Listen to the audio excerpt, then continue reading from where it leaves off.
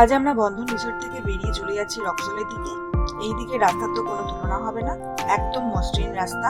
মাঝে মাঝে রাস্তার পাশে লাল কৃষ্ণচূড়া গাছ রাস্তার শোভা আরো বাড়িয়ে তুলেছে।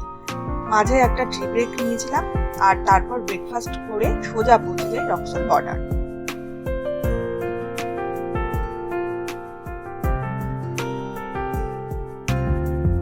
এখানে প্রতিটি বাইকের আরসি দেখিয়ে আমরা 14 দিনের জন্য বানসার করাই। এর জন্য পার ডে 200 নেপালি টাকা করে পড়েছে আর টোটাল কস্টিং হয়েছে 2800 নেপালি টাকা পার বাইক।